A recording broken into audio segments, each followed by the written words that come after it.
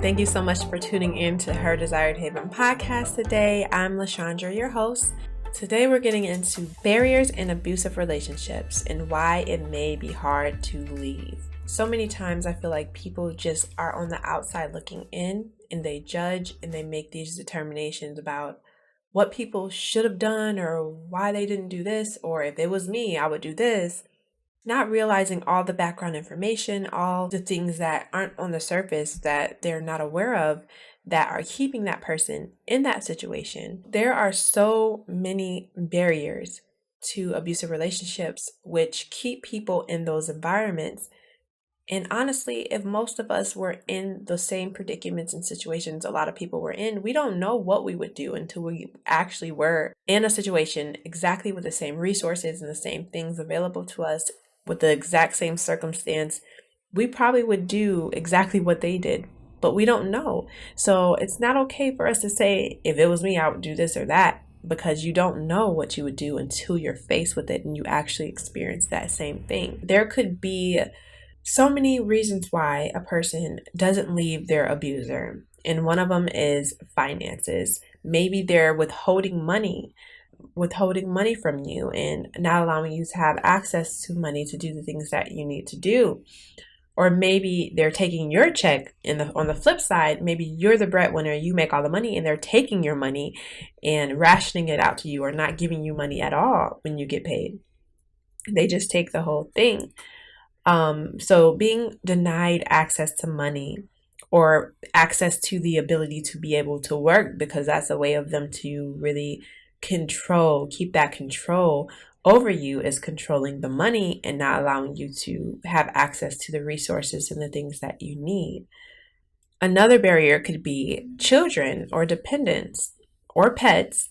With children, schooling, one thing I would think of is maybe you don't want to have to take your kids out of school. They might go to a private school or they might go to a school in a really great community and they're doing really well, and you don't want to pull them out because if you leave, you would have to take your kids with you. If you were taking your children with you, you would have to pull them out of school, place them in a different school, maybe not in such a great community, maybe not at such a great academic. There might not be as good academics or programs where you're going. If you're going to a shelter, it might not be a great environment for you and your kids.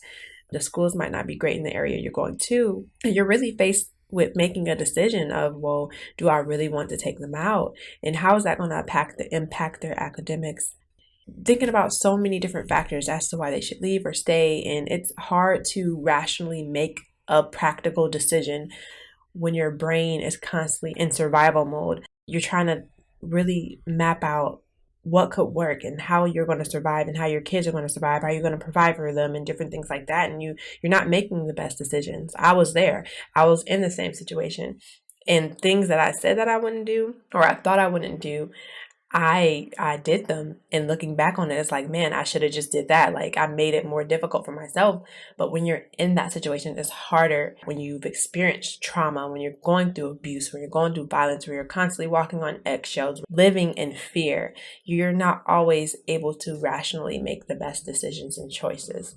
So children might be another reason. Also, maybe you not wanting your kids to grow up with one parent being absent in a single parent home. That was a reason why I didn't want to separate my family. Maybe you don't want your kids to grow up in a family that's divorced or their parents are separated, or you live in two different states and there's visitation, there's court and all this other stuff you have to go through to establish your legal rights and the other parent's ability, the father's or dad's ability to be able to see the kids. And what if he takes you to court and convinces them that you're crazy and you lose custody and you can't see them? There's so many different factors and things that plays in people's minds, and it's terrifying when the kids are involved too, because it's not just your life that's affected, it's theirs as well. Another barrier would be fear. Maybe they're threatening you to hurt or harm your children, your pet, family members. If you leave them, they threaten your life, they threaten to do things to you, or they threaten to harm themselves if you leave. But that could keep you there because you don't want that to happen and you're not certain if they're serious or not. Who knows? Another barrier would be you're isolated. There's no support, no family around you. A lot of times in abusive relationships, the abuser will isolate that partner, that wife or spouse or significant other. They will isolate you, get you away from your support system, get you away from any and everybody that can help you, your friends, and isolate you so that you feel like you have nobody. And even if they wanted to help you, you're so far out and so far away and isolated and cut off communication that no one would know that anything was wrong with you because they're not around to see you. Your abuser is keeping you from talking to them on the phone, from communicating with them, keeping you from seeing them, and cutting off all ties with your friends and family. That's another way for them to maintain control and really eliminate any other voices, any other outside influences that might encourage you to leave them. Another barrier could be language. There's a language barrier. If you're in a foreign country, if you moved with your spouse to a different area or foreign country or something like that, and you don't speak the language of that country, that could be a barrier. You could feel stuck. You don't understand the language. You can't speak. You can't get help. You can't understand what people are saying. That could keep you there because it's harder to navigate when you don't understand the language of the place that you're living in. Also, them threatening to deport you, them threatening to send you back to your home country and threatening to deport you. And maybe you left your country for whatever, for safety reasons or things like that, and you're scared to go back there and you feel like you can't go back there. Them maintaining that control and threatening, okay, well, if you leave me, I'm going to, report you and you're going to get deported and you're going to have to go back to your home country, things like that. Another could be religion. Maybe it goes against, I would say religion coupled with like culture. Maybe it goes against your beliefs religiously or like your cultural beliefs and traditions to get a divorce, to separate the family, different things like that.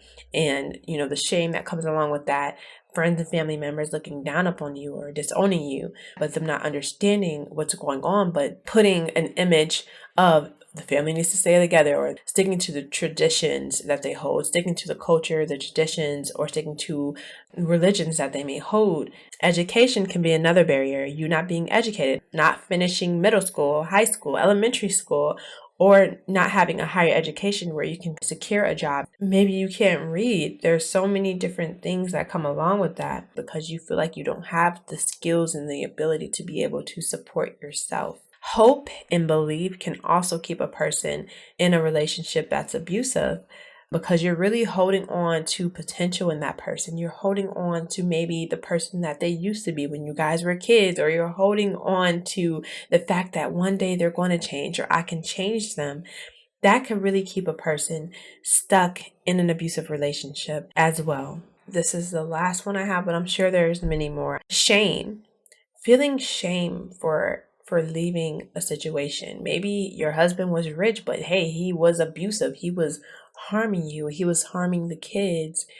And just societal pressures to stay in a situation just because it seems good or just because you're blessed financially or there's this image, but you're suffering in silence. And so just like the shame that maybe society or your family might put on you for leaving such a quote unquote good situation. You were good. You were set. He made this much a year. He made that much a year. Why would you mess that up? And literally that's when victim blaming comes into play. And it's like you're looked at like you're crazy, but you're not really the problem. People are blinded by his possessions, his money, this facade that's being put on. And there could be shame. You could be contemplating, okay, this is so embarrassing to say that I'm this person who's this successful, who's this well known, but I'm being abused by my husband, or I'm so reliant and dependent on him. We're in the spotlight. People know us, but they don't know this part of us. If I leave, then people are going to know this happened. Like shame could really settle in and keep a person in an abusive relationship as well. So abuse by definition is to treat a person with cruelty or violence, especially regularly or repeatedly, an action that intentionally causes harm or injuries to another person. Domestic violence, they're pretty much used like interchangeably, but domestic violence, when I looked it up, it's violent or aggressive behavior within the home, and it typically involves violent abuse of a spouse or a partner.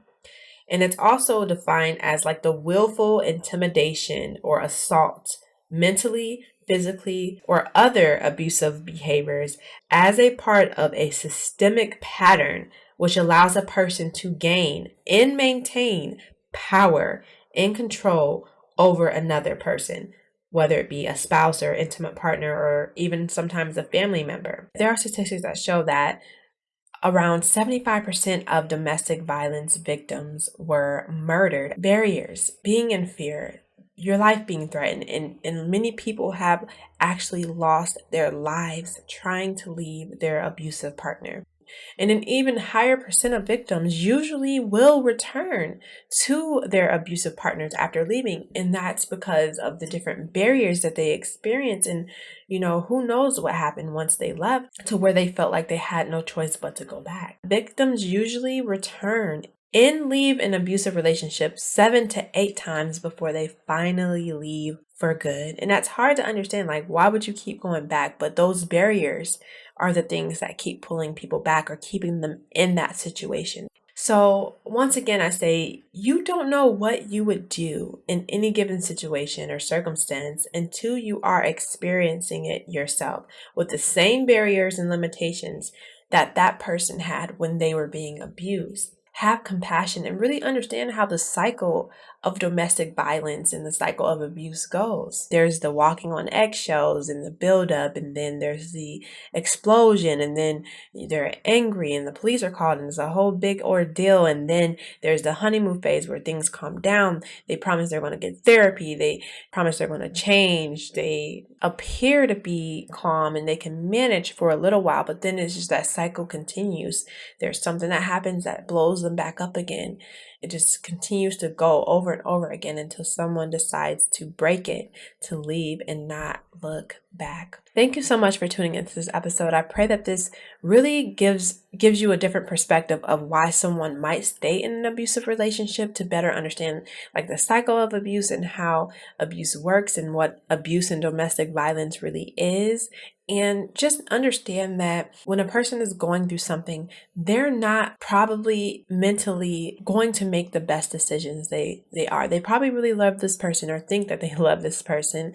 They probably think that they're doing what's right. Maybe they think that it's their fault that they're going through this. Who knows what they're going through? But our job is to just be there for them, to be supportive. They're literally gaining new resources each time they leave and go back, to the point where they have so much support. They have so many resources that they won't need to look back in that direction. So we need to be those people to be there when they need us, to pray for them, to intercede for them, to be that support that they need, because there's going to be a day where they need you. There's going to be a day where they leave and they leave for good. Hopefully, with their life, with their children, with their health, with their peace, with their sanity. Show love and to love them unconditionally. No matter what bad decisions they may be making, no matter what they may be doing that doesn't make sense to us, just be there for them. Plant seeds into their life, speak life into them, encourage them if they can, and if it's safe, get them connected to a local church. Just really be that support and show the love of Christ in those situations. Thank you so much for tuning into this episode. I pray it's a blessing to someone. Talk to you next time.